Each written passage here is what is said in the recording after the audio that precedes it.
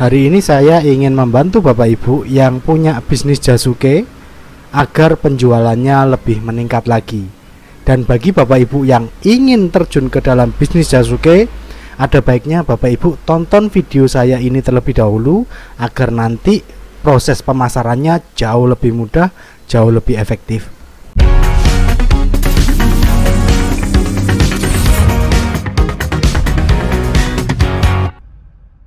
Ya, kita langsung bahas ke program marketingnya ya. Tapi sebelum itu saya mau ajak Bapak Ibu untuk mengenal beberapa poin penting dalam bisnis Jasuke ini. Yang pertama harus kita perhatikan adalah model bisnisnya, kemudian bahan bakunya. Sebelum bahas ke model bisnis, saya mau garis bawahi karena ini bisnis makanan, cita rasa itu nomor satu. Dimulai dari bahan baku. Jagung pipil, susu kental manis, keju cheddar, ini yang paling pokok harus buat SOP-nya atau minimal standarnya deh. Nggak usah ribet-ribet bahasanya ya, yang sederhana aja. Yang penting Bapak Ibu punya standar dari 3 bahan pokok ini. Oke, kemudian ke model bisnisnya ya. Model bisnisnya ini bisa model kemitraan ataupun retail. Kemitraan dalam hal ini Bapak Ibu membuat sebuah model bisnis yang nantinya bisa dijual ke para investor agar mereka dapat profit dari bisnis yang dijalankan ini, bisnis Jasuke yang mereka jalankan. Ini perlu penyusunan big plan-nya, kemudian SOP, sistemasi dan distribusi. Ini kita bisa bahas lebih lanjut lagi secara private dengan Bapak Ibu langsung. Nah, kali ini saya akan bahas tentang strategi pemasaran secara retail. Retail ini dipengaruhi oleh 2 hal pemasarannya. Yang pertama brand image-nya, kemudian dari marketingnya. Kita bahas ke brand image dulu. Brand image ini tentang outlet sama peralatan. Outlet ini dipengaruhi oleh warna, bentuk dan fungsinya. Kemudian peralatan ini dipengaruhi oleh kebersihan dan higienitas. Kebersihan dan higienitas ini saat ini jadi salah satu poin penting penilaian konsumen terhadap bisnis kita. Jadi pastikan peralatannya itu bersih dan higienis. Kalau bisa pakai sarung tangan, kemudian pakai capit atau pakai itu ya, pakai sendok khusus untuk setiap bagiannya. Nah, untuk outlet Bapak Ibu bisa tentukan warnanya, bentuk dan fungsinya. Warna ini bisa mungkin kuning, hijau, kemudian merah. Kalau gelap jangan ya, karena ini makanan pengennya kesannya itu fresh. Jadi kalau bisa warna-warna yang fresh ya. Kemudian tentukan bentuknya seperti apa, bootnya, outletnya, atau rombongnya seperti apa bentuknya. Kalau bisa dibuat semenarik mungkin, yang bentuknya ini lucu dan diingat orang, jangan hanya kotak. Ya memang mudah membuatnya kotak, tapi mungkin ada baiknya dikasih lekuan atau dikasih model yang tidak biasa, yang itu nanti menarik jadi perhatiannya orang dan melekat keingatannya orang. Lalu kemudian secara fungsional outletnya ini, jadi digunakan mudah, dibawa kemana-mana juga mudah. Jadi sebaiknya kalau menjual Jasuke dengan model yang keliling, karena lebih menjangkau banyak tempat, banyak lokasi. Tapi kalau satu lokasi aja sudah cukup dan cukup ramai sampai kewalahan, ya sudah satu lokasi itu nggak apa-apa. Outletnya berarti outlet menetap. Jadi sesuaikan aja fungsinya, model outletnya seperti apa nantinya. Lalu peralatan ini saya tegasin lagi harus bersih dan higienis. Jadi pakai sarung tangan, peralatannya sering dicuci, ada tempat cucinya di sampingnya, airnya sering diganti kayak gitu.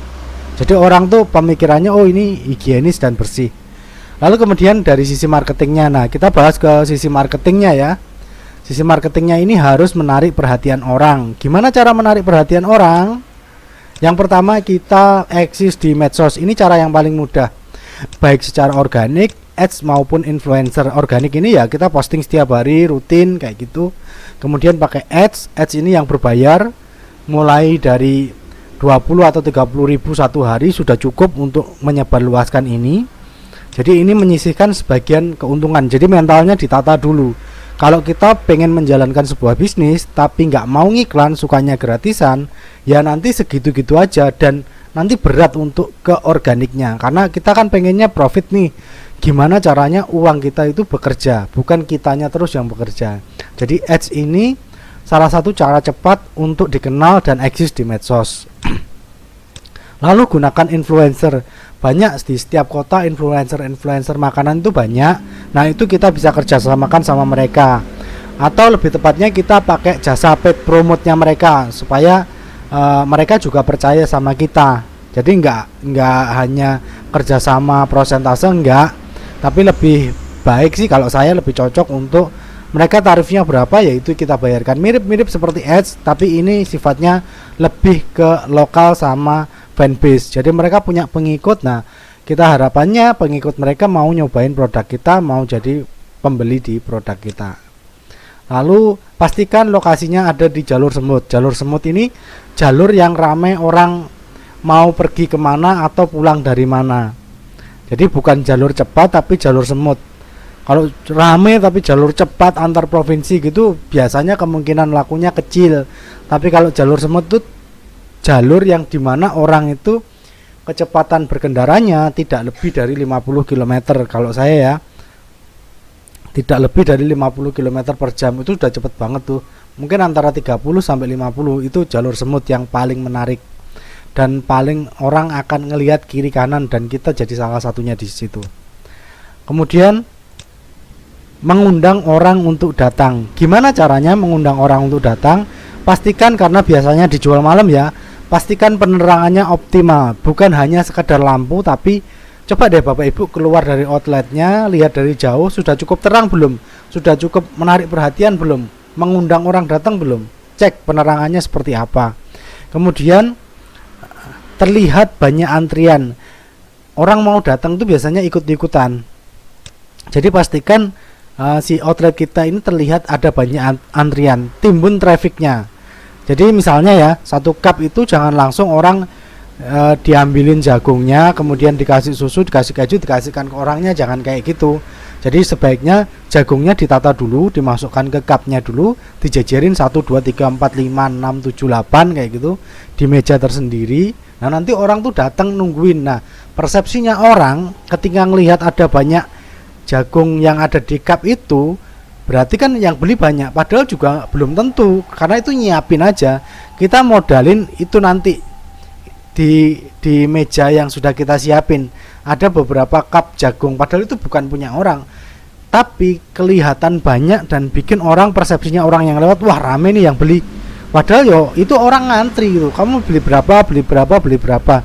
Setelah mereka nyebutin, kemudian baru deh kita raciin satu-satu, baru dikasih susunya, baru dikasih kejunya. Nah, itu orang tuh nunggu, sambil nunggu tuh kan kelihatan banyak. Nah, ini yang membuat orang untuk datang, yang ngundang orang untuk datang. Jadi bikin antriannya terlihat banyak. Oke, kemudian bersih dan higienis. Dari kejauhan harus kelihatan kitanya bersih, diri kita, baju kita, pakaian kita. Kemudian kalau pakai armada motornya harus bersih. Kemudian meja yang tempat menghidangkan si cup jagung itu juga harus bersih, selalu dilap, kelihatan kita ngelap. Itu juga mengundang orang untuk datang. Nah, ini setelah orang datang kan ya, gimana caranya orang melakukan pembelian pertama? Kita pakai wow effect.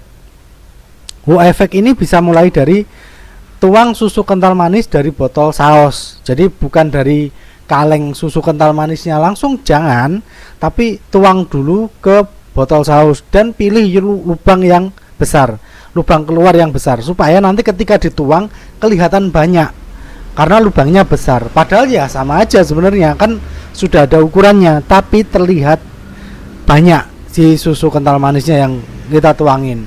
Kemudian parut kejunya tipis supaya kelihatan banyak, karena mengembangkan kalau tipis kayak gitu. Jadi orang, wah banyak nih, susunya dikasih banyak, kejunya dikasih banyak. Nah, nyambung yang tadi terlihat banyak antrian. Wow effect ini antriannya cepat selesai. Ternyata setelah kita masuk ke antrian, nggak selama yang kita bayangin kok, karena rame tadi. Ternyata cuma bentar, karena itu tadi menimbun traffic aja. Sebenarnya cepat, tapi ketika orang lewat itu terlihat trafficnya rame. Nah, itu harus jadi wow efeknya pada pembelian pertama. Kemudian gimana caranya supaya orang mau datang lagi, supaya orang mau repeat order? Tadi yang saya sampaikan di awal, cita rasanya harus konsisten ini. bahan bakunya harus ada SOP-nya. Jadi cita rasanya harus konsisten. Lebih baik kita naikin harganya tapi cita rasanya tetap, atau ngurangin porsinya, harganya tetap sama tapi cita rasa ini harus tetap. Kemudian kita ramah, ngobrol sama orang, humoris, sering ngajak bercanda kalau memang si anak-anak muda yang pas beli. Kemudian kita kasih bonus kejutan. Misalkan kalau mereka beli 10 ya, kita kasih 1 deh. Itu memang ngurangin keuntungan kita, tapi orang jadi kaget karena mereka beli banyak dapat 1.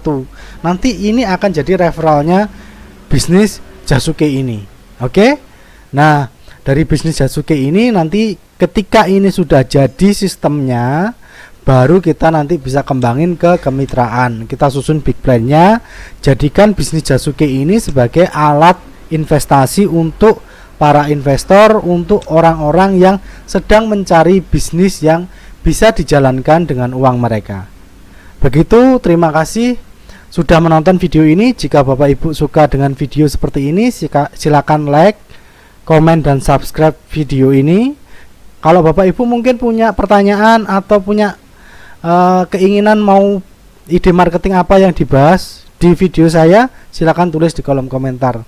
Terima kasih, saya Chandra dari @creator.id. Wassalamualaikum warahmatullahi wabarakatuh.